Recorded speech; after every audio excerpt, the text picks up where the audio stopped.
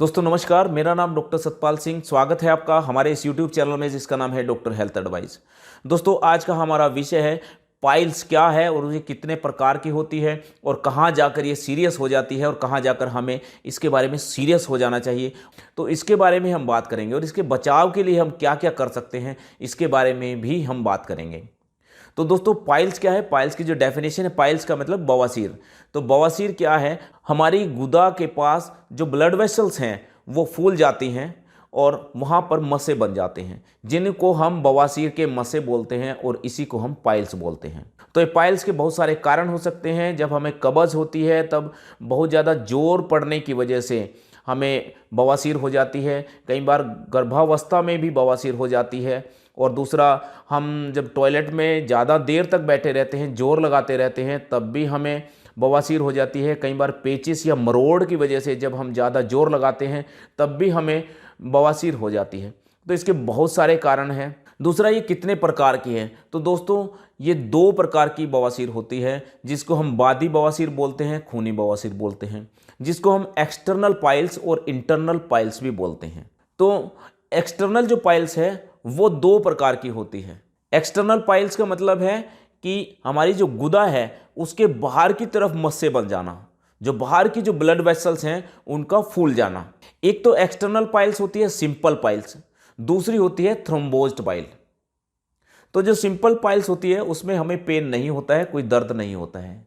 लेकिन जो थ्रोम्बोज्ड पाइल है उसमें हमें तेज दर्द होती है, और उस दर्द होने का कारण होता है कि उसके अंदर जो क्लॉट हो जाता है, जिसकी वजह से वहाँ थ्रोम्बोसिस बन जाता है और जिसकी वजह से हमें बहुत तेज दर्द होने लगती है। वहाँ पे सूजन हो जाती है, दर्द हो जाती है।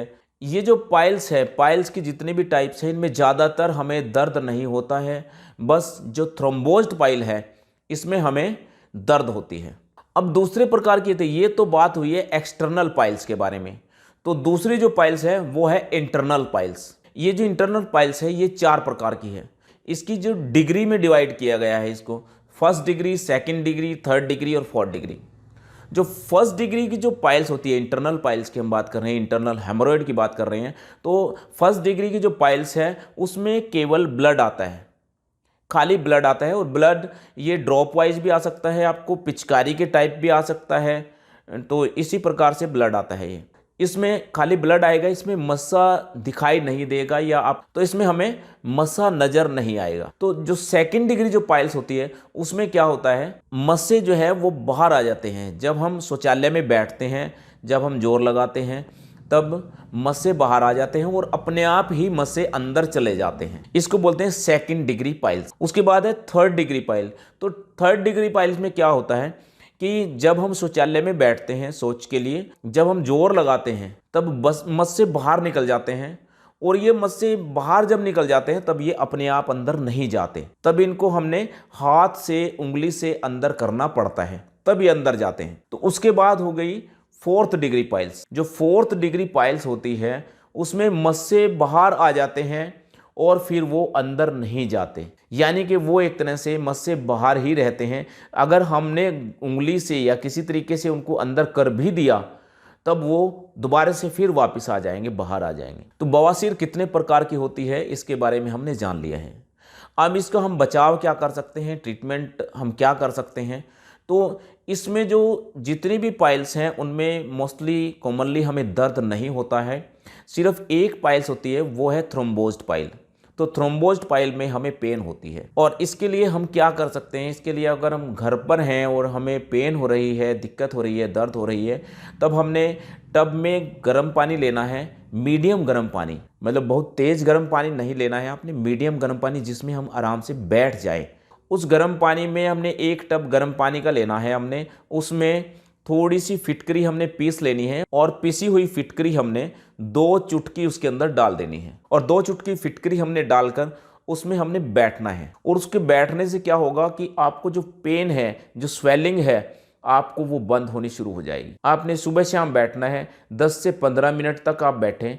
ये एक तरह की सिकाई होगी और इससे बहुत ज़्यादा रिलीफ मिलेगा। और अगर आपके पास फिटकरी नहीं है या आप पीस नहीं सकते हैं या किसी वजह से, तो फिटकरी की जगह पर आप KMN4 पाउडर का भी इस्तेमाल कर सकते हैं, यानी पोटासियम परमैंगनेट का भी इस्तेमाल कर सकते हैं। वो भी आपने बिल्कुल थोड़ा सा, एक चुटकी जितना आपने उस गर्म पानी में डालना है और फिर आपने बैठ जाना है। सुबह शाम आपने बैठना है। दूसरा आप क्या कर सकते हैं, दूसरा आप इसके लिए तो कब्ज ना होने दें।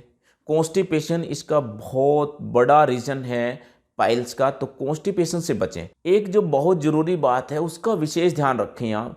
जो टॉयलेट में हम बैठते हैं, शौचालय में जब हम जाते हैं बैठते हैं, तब हम लोगों की आदत होती है कि हम लोग घंटों तक बैठे रहते हैं, जोर लगाते रहते हैं। लेकिन ऐसा नहीं है कि आप एक साथ ही बैठे आप जोर लगा रहे हैं। ये जो अतिरिक्त हम जोर लगाते हैं, ज़्यादा जो प्रेशर देते हैं हम, उसी का नतीजा होता है कि हमें बवासीर हो जाती है। और बस इस बात का हमने विशेष ध्यान रखना है कि हमने बहुत ज़्यादा जोर नहीं लगाना है, हमने बहुत ज़्यादा देर तक हमने बैठे नहीं रहना है।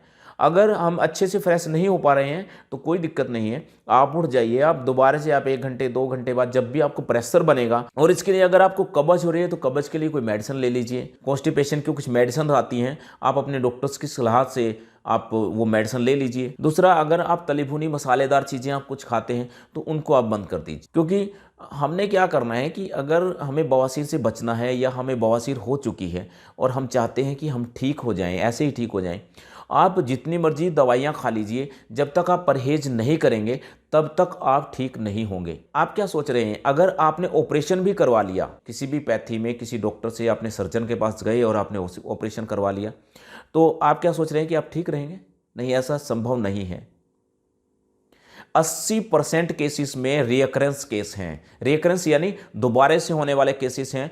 तो जब तक आप परहेज नहीं रखेंगे तब तक आप ठीक नहीं रह सकते। परहेज में आपने तली भुनी चीज़ें, मसालेदार चीज़ें, ये आपने बिल्कुल कोशिश करें कि आप बंद कर दें। सुबह उठकर पानी ज़रूर पिएं और सारा दिन में आपने कम से कम 7 से 8 गिलास पानी तो ज़रूर पीने हैं। और इसके साथ साथ फाइबर वाली डाइट खाएं, यानी रेशेदार भोजन लें आप। और खाने में आप कोशिश करें कि ऐसी चीज़ें खाएं कि जिससे आप कब्ज ना हो।